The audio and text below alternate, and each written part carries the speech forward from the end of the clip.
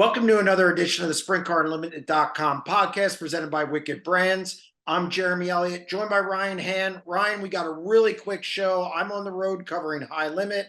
You're doing outfields or laying dirt, doing all kinds of stuff. So we're going to make this quick. We're going to have our first segment where we go over last week. Brad Sweet will join us in segment two. I've already done that interview, and then we will wrap it up with our picks. Ryan, I think the first thing we need to address is the tragedy last week at Lawrenceburg Speedway. Justin Owens, 26, Harris, I think he was Ohio driver, Lawrenceburg champion last year, lost his life in an accident. I believe it was it during time trials? Mm-hmm. And obviously they canceled it.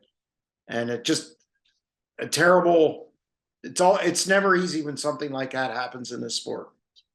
No, and it seems like we have one or two a year for sure. And it just it's gut wrenching when it happens, even though you don't know the guy. It hurts. It hurts the whole community. I agree, and I don't care if they're a star or just a local racer one night a week. It's all the same to me. And yeah, the guy he was like second quick in warm-ups against the USAC field. So I mean, he was going. And our condolences out to the family. Absolutely, condolences, family, friends, race team, and anybody that was there. I agree. I'm going to move on to some of the rest of this segment. Sheldon Hodenshield. You know, coming into last week, his average finish was 9.5. And then, of course, I had him at US 36. You did. Just saying. And he gets the win. And it couldn't have come at a better time. It was a 3/8 mile track, which he excels at. He came back the next night at 81 Speedway and finished seventh. It rubbered up a little bit. But Sheldon looking real good to kind of maybe turn his season around a little bit, or at least start turning his season around. Put Sheldon on short tracks, and it fixes a lot of things because he is he's very good at short tracks. He drives them as harder than anybody. His car looked really good, and he got the W. It's a good race. Oh, it was a fabulous race. Yeah, it's a good race. It was a really good race. We're going to talk about high limit later. Watch him at Lakeside. Lakeside's a little bigger, a little faster, but he's decent there. Mm-hmm. And of course, what do we got coming up this week? I-55. He's really good there. He's really good there. So I think I believe this is a stretch of races where Sheldon can kind of make some hay and maybe get back on track. Would you agree with that? Yeah, no, these good track. I mean, obviously he was really good there. Lakeside, I don't know. I mean, I don't really know a whole lot about Lakeside. I know it's a little bit bigger, but honestly, Lakeside's going to have a Knoxville like attendance for race cars in one night. It's going to be crazy, honestly. Night 2 last week with the World of Outlaws, they shifted to 81 Speedway for the Jason Johnson Classic. And Rico Abreu, somebody we talked about a few weeks ago when he won at Lincoln Speedway, first time on the new tires. He does it again. Little different scenario, rubbered up a little bit in 3 and 4, but 1 and 2 was still racy. Carson Macedo was all over him. Rico gets it done. His second win in 7 starts with the series. Has an average finish of 6.8 with them. The resurgence of Rico? Absolutely. Yeah, no doubt. No, they look good. Yeah, second year with Ricky Warner. Yeah, and I think this is a great predicament, great situation for Ricky, because as things change like this, he's going to adapt very quickly because he's got as much experience, or he probably is the most experienced crew chief in sprint car racing right now, next to Davey Brown. Yeah. As far as tenure and experience and seeing stuff, I mean, he is probably, and we know he's very good. I mean, but I think a lot of that comes with experience too, like the more you get to see, the more you know, the more you can apply those principles to what's going on tonight. And the new tires have caught some guys, I think, adapt. Some guys have adapted better than others, and I think they're one of the teams that have adapted pretty good. I agree. And, I-55, another good place for him. Yep. We could see Sheldon and Rico at the front of the field Ooh, over the weekend. So dicing it out. That'd be nice. yeah, and look, Carson Macedo won there twice last year. He finished twice. He finished second twice last weekend and took over the point lead. Yeah, had 2 lead changes in the points last week. David Gravel has a bad night on Friday. Brad Sweet takes a point lead. Brad Sweet has a bad night on Saturday. Carson Macedo takes a point lead. So we got some jockeying between those top 3. I know Brad isn't as locked into a point championship this year. He's going to run for it. Don't get me wrong, but he's not like tunnel visioned after it. We could still have a good point battle between those 3 guys. Oh, without a doubt, I think it will be a good point battle. I don't know why it wouldn't be, because I mean they were the 3 most consistent cars last year, I would have to say, and obviously to start the year, the 3 most consistent cars this year. So much of the same. The new tire. We always said the cream will rise to the top, and it has. You talk about the guys that have been winning, and they're the better guys. Carson Macedo has 18 straight top 10s. Not shocked. No, that I have to wonder if this is his year. So we'll keep an eye on that. The All Stars postponed because of saturated grounds at Attica, which meant guys kind of dispersed all over the place. And Zeb Wise came to Central Pennsylvania. And Ryan, I saw that the Rudine Racing machine at Williams Grove. It's the best it looked in 2 years. I think the whole that, and by the way, before that race at Williams Grove was phenomenal on Friday night. I hope all the people that criticize them every week, if there's a bad show, they need to give them accolades this week, because last week's show between Anthony Macri, Zeb Wise, and Freddie Raymer was really good. Yeah, those same people are not going to give accolades. Trust me. They're only on there for one reason. Well, Zeb Wise gets the win, passes Anthony Macri coming out of turns or through turns 1 and 2 on the last lap, gets the win. That team was elated afterwards, especially Zeb. I don't know. I think maybe Zeb. I'm not saying he's going to beat Courtney for the All-Star points, but I do think he could win more races if that car runs like it did last weekend, because the next night, I believe he ran from 11th to 3rd at Port Royal. Looked good, car had good balance. What did you see? Yeah, no, that's what I see. I see a good balanced car. Like, he could run the bottom in 1 and 2 at Williams Grove, run the bottom decent in 3 and 4. Port Royal, I didn't get to see a whole lot of him there. They didn't kind of show a whole lot, but obviously if he passed cars and got the 3rd, he was doing all right. So certainly that is the best the Rudine car's been in, like you said, in 2 years, maybe 3. I mean, it's been a real struggle. And maybe they found the balancing act right now, that they have something that's comfortable. It looks, I mean, obviously Williams Grove and Port Royal both big tracks, but they're pretty different racing wise. So if they kind of were good at both places, they might have found a pretty nice balance on these tires, and they could be a team to watch.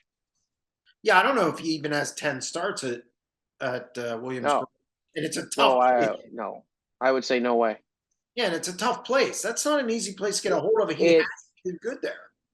It is one of the hardest places from everyone that you talk to. Williams Grove is one of the hardest places to just come in and race at. Like, I mean, we watched Kyle Larson struggle like he was an amateur when he first came in there. So, Yeah. I mean, that's one of the best drivers in the world that it took a while for him to figure it out. It's a good point, Yeah. but Zeb figured it out, looked really good. And Yeah. again, the race was fabulous. Lincoln Speedway on Saturday. Feel good kind of story for Kyle Moody. Drove from 8th to the win. First victory since August of 2019. He's hooked up with Kyle Pruitt. Been fast off the trailer almost every night this year. I don't know, Ryan, could we see a resurgence for Kyle Moody? Yeah, he could be one of those guys that, we talked about guys that are going to steal 3, 4, 5 wins here in PA. He could be one of those guys. I like what I see. It seems like they have a nice balance in the race car. They're fairly consistent right now. I know I watched the interview that you did with him, and he said, a couple nights they got burnt by the pill draw, which is it's always gonna come around and bite you at some point. So, but I thought he looked really good at Lincoln. Like I thought he looked good. He looked very racy. And the Kyle and Kyle show is doing pretty good there. Yeah, he was second at BAPS a couple weeks Yeah, ago. He looked really good there. I like the commitment to the new tire that they made when it first came yep, out. Yeah, I don't think they've been off it since. right. And look, you know as well as anybody, it's about a chemistry, a combination. You got to have Yeah, good people, and it seems yeah, like the communication between Moody and Pruitt is pretty good. yeah. One thing I got to make a point to at Lincoln, I thought Chase Dietz had a really good car. Chase has been he could be another guy that we have that 3, 4, 5 win stealing races in PA kind of thing that we didn't see. We didn't kind of creeps up on you and go, oh wow, that guy's pretty fast. And that he is. I mean, that newly formed team, he was all over Moody at the end. I mean, he's pretty quick right now. Had what he run? He ran pretty good at the Grove. He ran 4th or 5th at the Grove too. So nice start for a new team. Agreed. And again, I think he started ninth on the grid. So Yeah. passing cars. Yep. And at some point, probably next week, we're going to be talking about these tires because I'm hearing stuff just to give people something to think about. I hear they're easy on the racing surface, and I hear when the track slicks off, they're racier than the other tires. It's very preliminary. Yeah. We're still new into this. The other thing, we have a mix yet. We still have a mix of tires. So let's not, who knows what's going to happen when everybody's on the same tire. You know what I mean? We have a mix of tires right now. So, but I do like what I see right now. I know Williams Grove, they set a new track record and that was on the new tire. So Yep. it can also make speed. Yeah, TJ Studs. Yeah. 16. And Williams Grove's track record is something that doesn't fall every year. Like it takes, it's kind of a one that every 3, 4 years. I think Shane Stewart 2020. had it in Bernie's car. Yeah. Went 2020. He was in 2020. Yeah. So 3 years. And I bet prior to that, it was probably maybe longer than that. Yeah. So it's not a record that falls every year. No, and I know some people didn't like that it was hot lap time trials. I think it's more impressive he didn't get any adjustments to it. Yeah. Maybe that was the trick. No, I don't like hot lap time trials, especially first race of the year just first race of the year at that track. I don't like that. But obviously Stutz thrived with it. But he had a really good car. He is a really fast car at Williams Grove for time trials. I'm not sure what happens the rest of the night, but he is fast in time trials. He's good at Lincoln in time trials. He's always yeah. time trialer. So yeah. Port Royal, we've been predicting this. Devin Borden outduels Lance DeWeese. He passed Lance. That doesn't happen much at Port Royal. Devin Borden looks really good, really consistent. He had a top 5 as well at Williams Grove. We've been talking about this. I think Devin Borden's going to win some races this year, and he got the first one last Saturday night at Port Royal.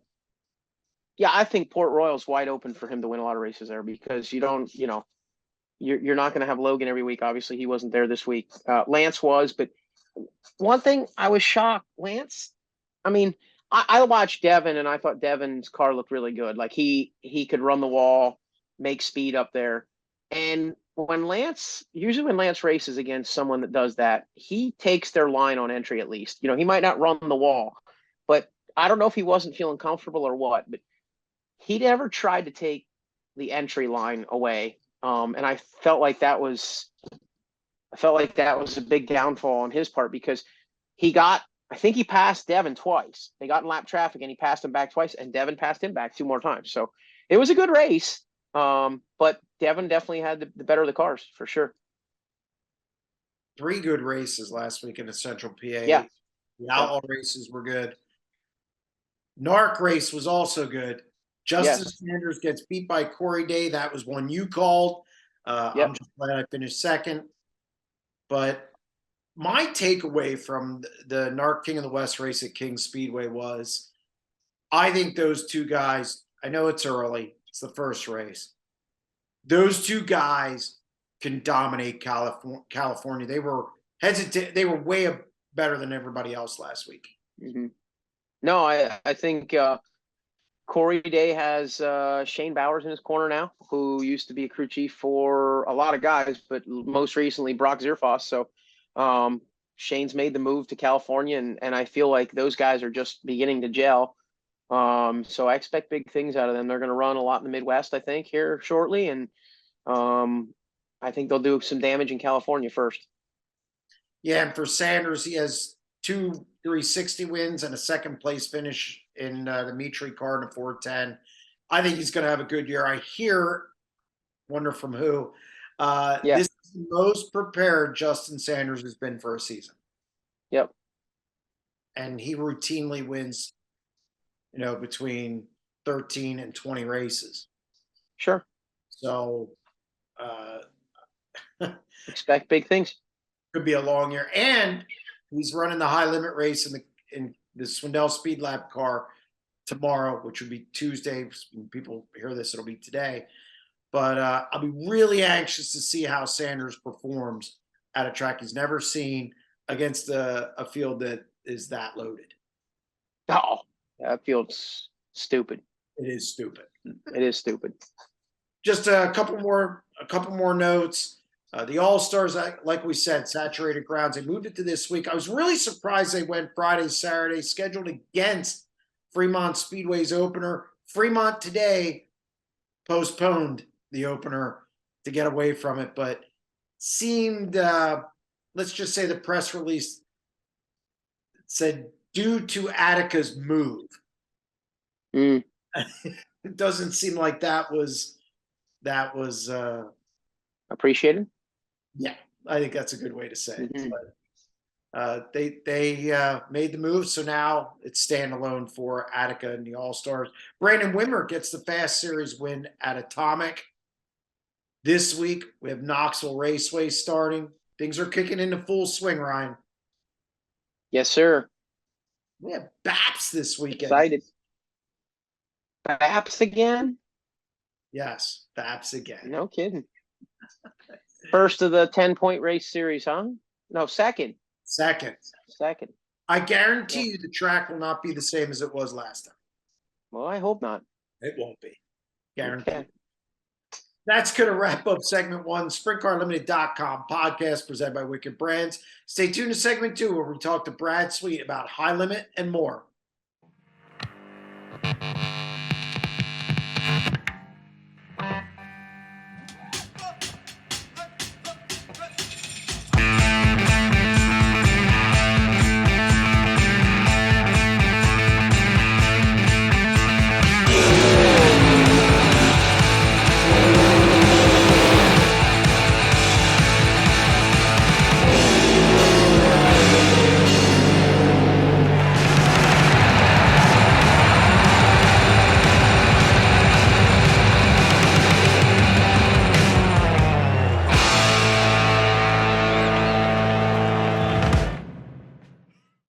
Welcome to segment 2, SprintCarLimited.com podcast presented by Wicked Brands. We're coming to you from Kansas City. I guess we're a suburb of Kansas City. We're here for the high limit event. So no better person to have on than Brad Sweet. Brad, how you doing? Good. Yeah, thanks for having me on. No problem. So one of the things I thought about over my long trip here in the airport and stuff, what is your week like starting last week before the 2-day Outlaw show and then leading into this thing? You're behind the scenes on high limit. Are you visiting the track? I know Shane Stewart's, this is kind of, he's kind of putting some things together for this show, but what is your weekend and week like starting like when you get in town for the Outlaw shows last week? Yeah, good question. A lot of my preparation has been with our high limit team, over the course of the last few months, and we certainly are excited that we partner up with Shane Stewart and Trackhouse with Justin Marks on this event in particular. They really elevated the event and really taken it to the next level with all the little details that they do. And Shane's really ambitious and excited to do it, and to have Justin Marks and his kind of ambitions, I guess, and his mindset be a part of it. A lot of great people working towards what we're all trying to accomplish, which is to have some of these bigger races and get sprint car racing to a grander level. So it's been a lot of preparation up to this point, a lot of planning. The schedule came down to a lot of my decision making with JP, which is Kyle's manager. Me and him kind of work hand in hand on a lot of the scheduling and kind of how it all laid out. And then we brought in Brian Walker with Walkopedia. He's helping out a lot now with our social and creative and marketing and all that type of stuff. So yeah, I mean, it's been busy. We were out at the track all day today. I was focused all weekend at the Outlaw shows, but definitely kind of have my mind kind of thinking about this Tuesday night. It's big for the High Limit Series. It's big for sprint car racing. It's big for everybody involved. So really excited. We got a great forecast. Track looks great. Facility looks great. A lot of excited people. So now we just hopefully we can go out and execute and have a great show. Well, I'll get to the High Limit, what this race means, because I was thinking about that as well. But for you, when you're going to race in this event, obviously, is it when you put your helmet on that you go into race mode, or are you divided on that? Or obviously it hasn't happened yet, but what are your thoughts on when will you be in race mode where you're thinking about what's going on once you're on the track? Yeah, I'm already excited about tomorrow. The fact that I get to race for 50 grand to win on a Tuesday night. I'm excited about that right now. My race team is, like we all are. I can feel it. A lot of guys are. It's kind of refreshing to go in on a Tuesday night and get to race for this type of money. Like it's an exciting feeling. To answer your question, I've promoted quite a few shows now. For whatever reason, I'm able to switch it off pretty quick. Once I get to the trailer, that's about time to go. I'm really able to switch in that mode, and a lot of that comes from having a great race team and been doing it for so long, a lot of experience. We've already talked about the event and how we'll, on our side, like how we're going to unload with the race car. And, we've raced at Lakeside quite a few times. So we have a game plan on the race team side. Once I get there and I'm in race mode, 50,000 to win, to me, it's a huge opportunity to try to win a big race, and I'm just excited that it's, this early in the season and it's on a Tuesday night. It really feels cool that I'm a part of all that. You bring up the 50,000 so early in the season. I was thinking of that earlier today. I know you guys had your inaugural event at Putnamville last year. This feels different to me. This feels bigger to me because it's 50,000. You're starting your entire season, your 11 races that are left. Do you feel this is a bigger deal, even just because of everything around it?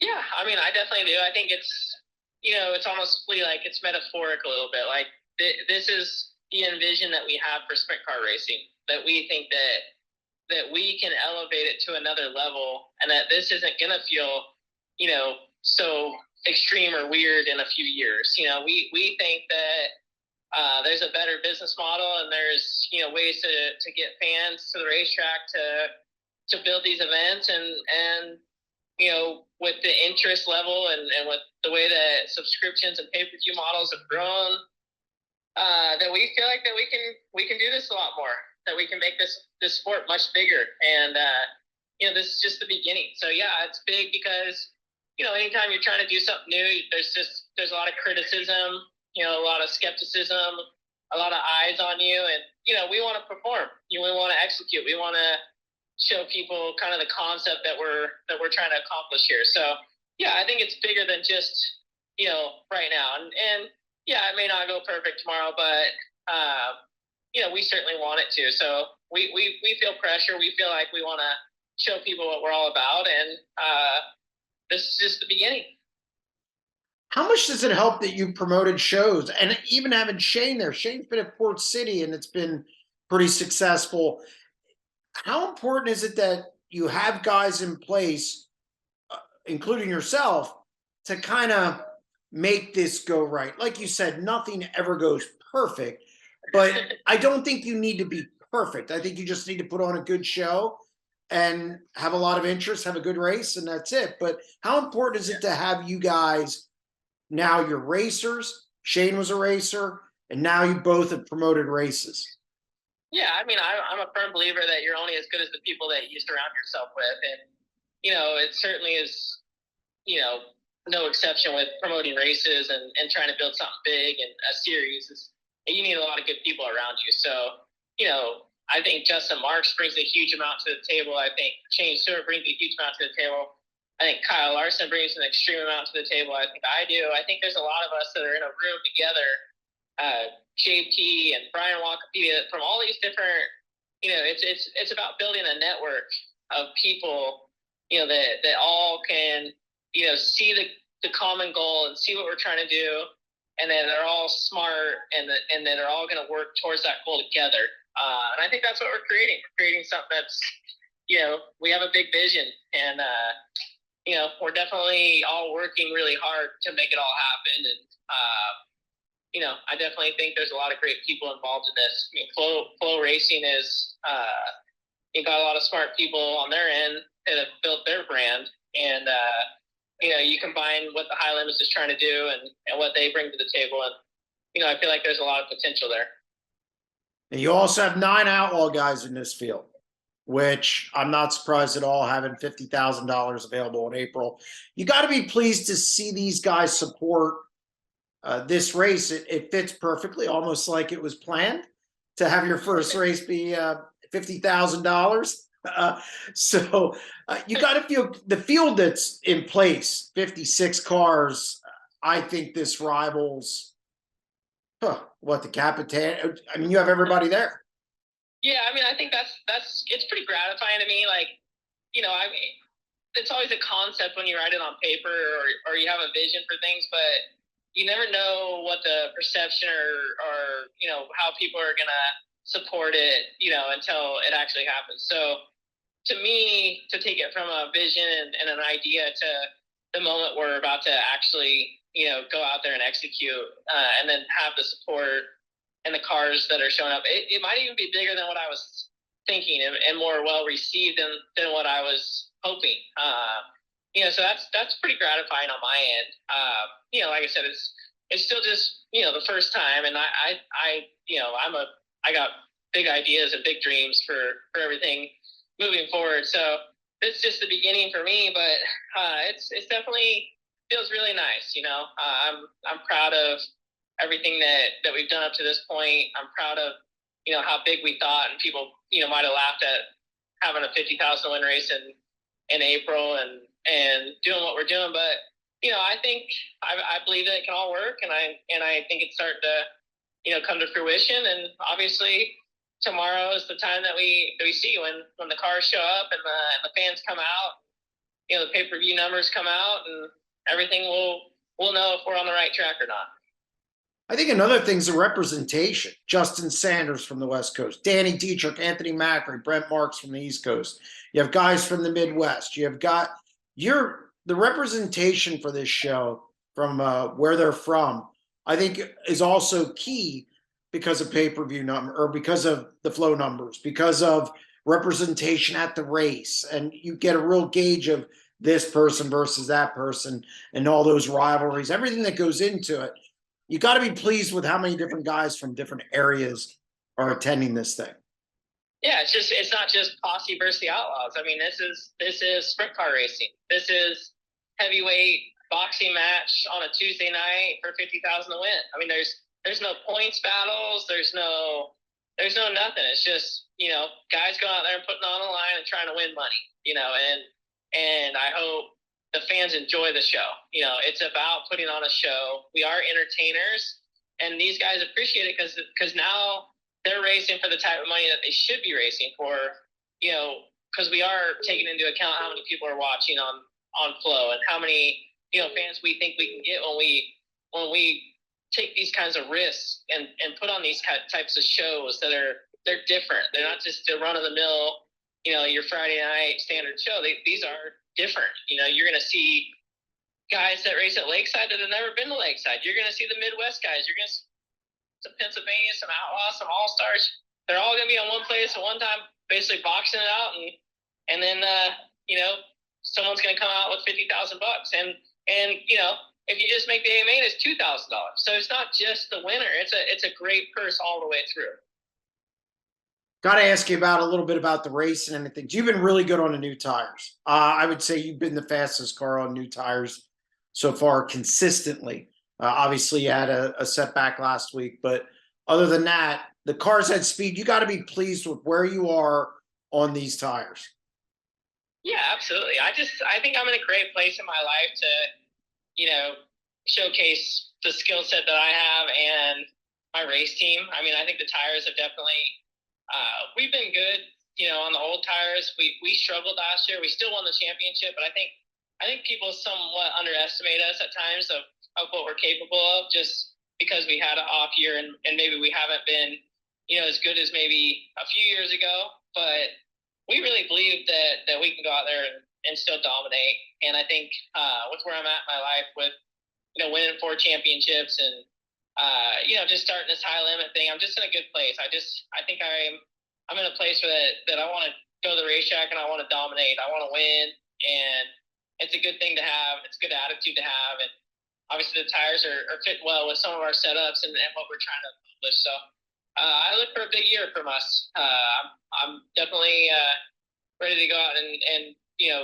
basically I don't want to leave any doubt that who's the best after this year. Is it easier when you're in a place like that as opposed to trying to crawl to that place or get to that point in your career? I know, look, you're still facing all the best sprint car drivers in the world. However, is it kind of easier to have that mentality once you have that mentality to go out there and perform? Yeah, I mean, I just don't have anything to prove, and I think it somewhat bothers me. I'm not like I don't really care necessarily what a lot of other people think, but I definitely think we deserve to be in the conversation of like the best team and best driver year after year when you win outlaw championships, because I think it's different than just showing up and racing for wins at times. So, I think after last year, like Brett Marks was considered the best driver, and there's been debates on who's this, and we get left out of that debate even if we win the championship. So I don't know that I really give as much of a crap about winning the championship or points as much as I'd like to just win the races and not worry so much about that. I'd like to, make sure people understand that, like who the best team and the best driver, over the last 5 years, has been and still is. Well, you'll get a chance also at $1 million this year. That's not bad either.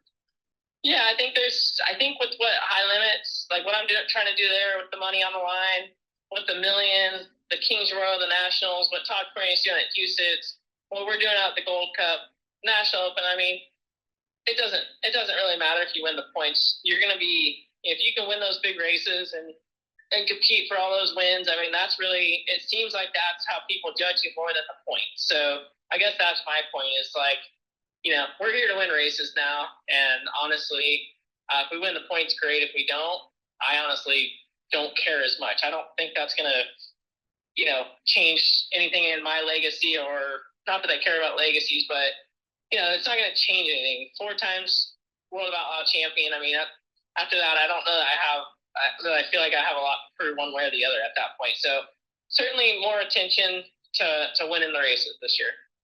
Yeah, I don't think you have anything to prove. I think you're first ballot Hall of Fame already. So I don't think that's going to make or break. I'm really anxious to see the money list when this year's over. As a reporter, I'm very anxious to see where everybody shakes out and compare it to years past without any point money involved.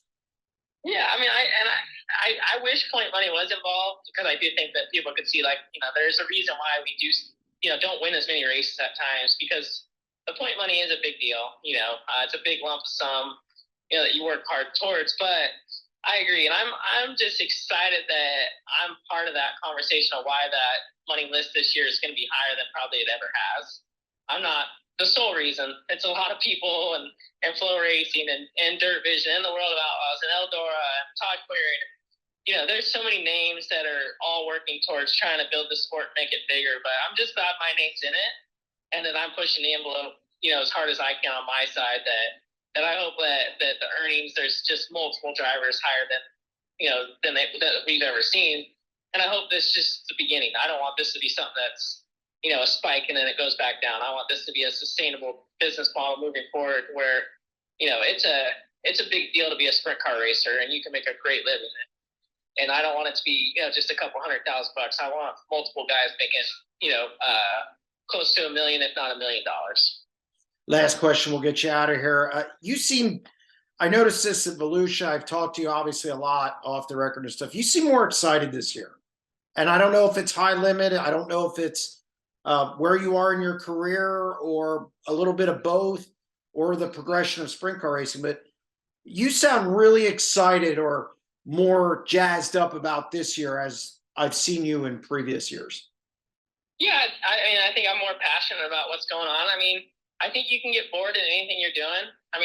Not that it's ever boring to just drive a sprint car, but I've been doing the Outlaw deal for 10 years, and I've worked really hard to get to the point where I'm at, and I feel this sense of I don't have anything to prove. I just feel like if I have a bad night, I have a bad night, but I'm there to win the race, and I know, I believe in myself. I'm super excited about high limits. I'm super excited about sprint car racing. I'm just super bullish on it. I think sprint car racing just has so much potential if the right person can get his hands on it and help drive it to another level. So I have things to be excited about.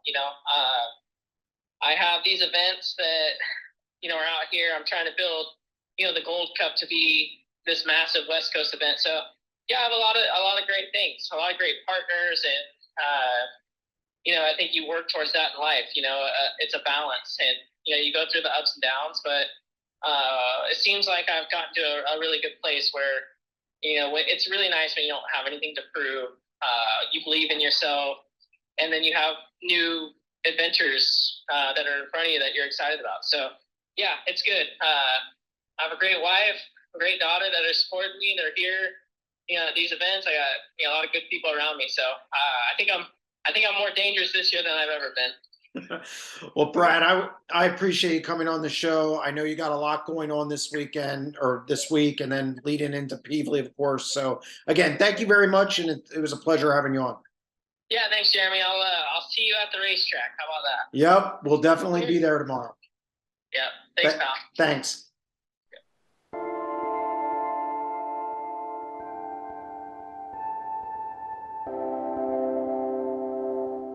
If you're in the market for a Renegade toter home, Intech, Bravo, or United Sprint Car Trailer, head to the industry's #1 dealer, Capital Custom Trailer and Coaches. No one sells more sprint car trailers than Capital Custom Trailer and Coaches. Why? Well, because we ourselves are racers. We use the products. We understand the racer's needs. When it's time for your next toter home or trailer, trust the people in the pits. Capital Custom Trailer and Coaches. Find us online at capitalrenegade.com.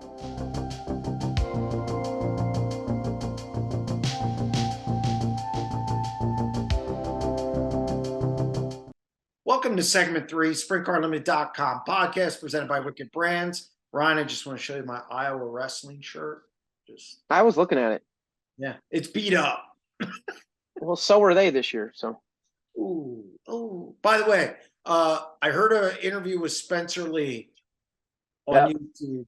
Well, it was about 52 minutes, and it was really good. It was really good. I recommend it. If I run into it, I'll send it to him. Okay. He talked about everything. So, but we have the picks. Last week we split, I believe, but I picked up 11 spots on you. I was lucky enough to I thought I was in trouble at Williams Grove when Danny, Yeah, hit the fence, but then Deweese helped me out there, and yeah. He hit an infield tire and then pulled in. yeah, so No, I guess he did. No, he pulled in, didn't he? He had no, to pull it in. no, he came back out, No. but yeah, that bailed me out. But I got a Yeah. plus 11 on you. But we have a lot of races this week, so we're going to jump right in. And first thing is high limit.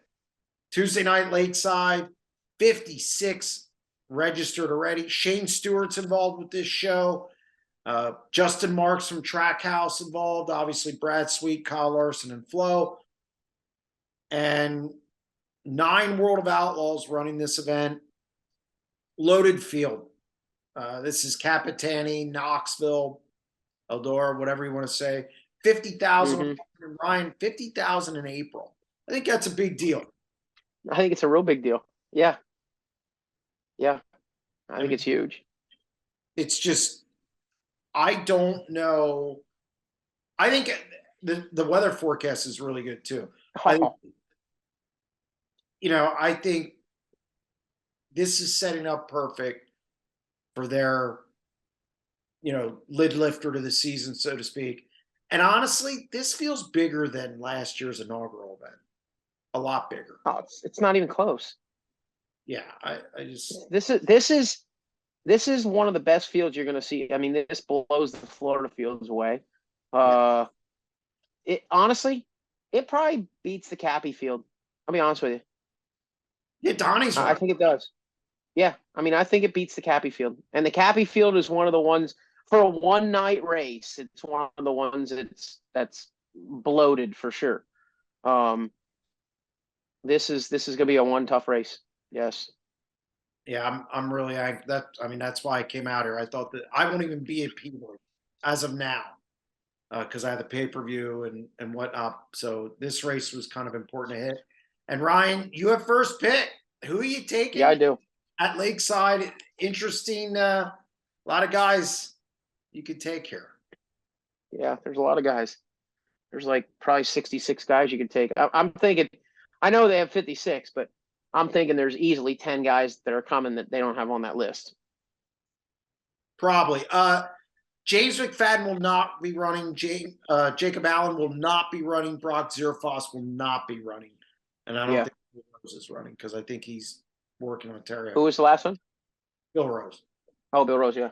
Yeah, I think he's working. Yeah, no, I would say those guys are going to be missing in action, but it's still a very stout field. Man, oh man.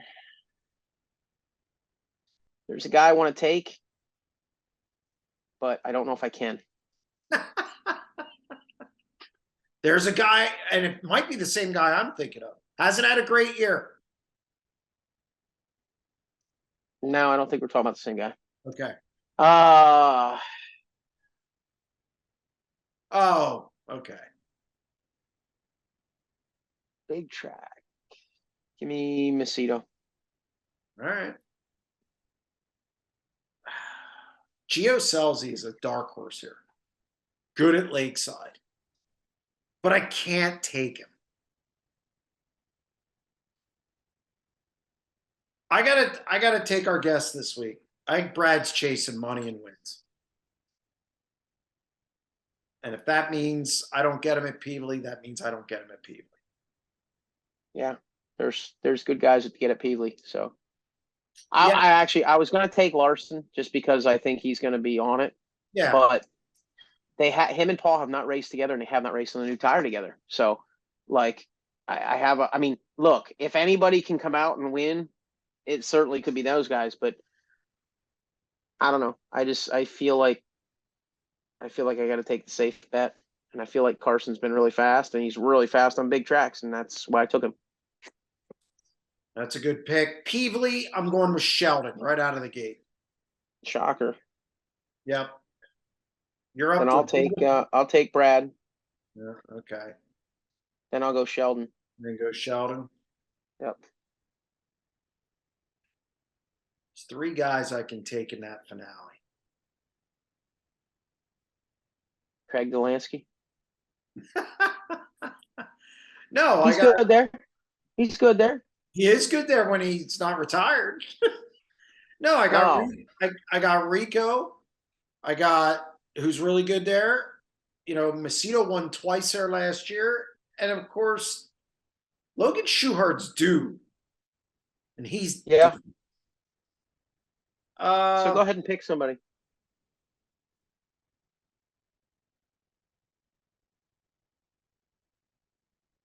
I know who I'm not taking there. That's Donnie. Yeah. Amen. Give me Carson Macedo. I can't. That team's really good right now. They're on it. Attica Raceway Park, the All-Star Circuit of Champions, going to try and kick off their point season again. It's the spring nationals, and obviously, just so I get them, Tyler Courtney. Otherwise, I wouldn't get him. It's a good pick. Yeah, but I knew I wasn't going to get him if I didn't pick him. Oh yeah. No, you weren't gonna get him if you. And we're not gonna take Peck there because he ain't going there. Look back at me.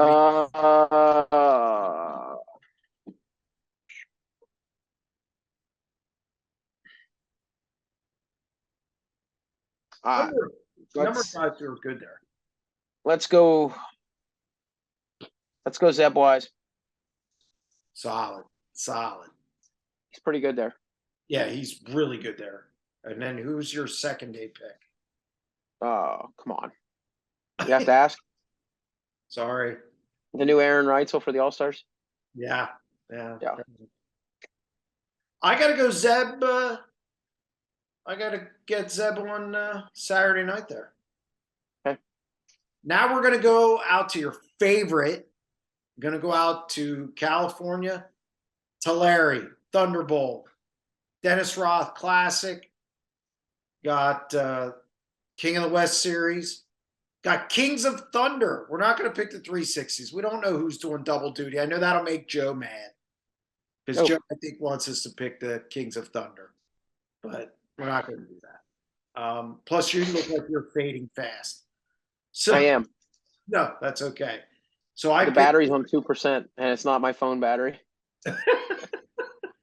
Do I pick first or you? I do. Okay. So, oh, no, you do. Because I got 7 BC first. Yeah, it's your pick first. Sorry. I don't like that.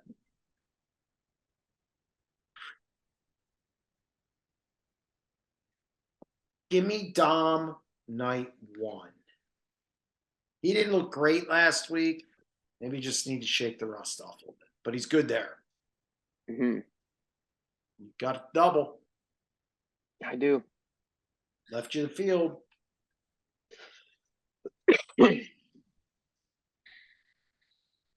Give me Day and Dom. Day and Dom. Yep. Not taking Trey Starks, who's going to run a backup car for Dom? Nope. Well, give me Justin Sanders. He's running too well right now for me to not take him. Central PA, we have regular programs across the board. We're not going to pick any of those this week.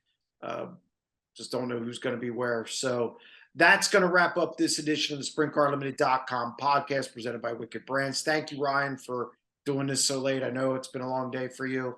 And we're going to have plenty of coverage from High Limit this week, plenty of stories from all over the country, and we'll be back with another show next week. Stay tuned.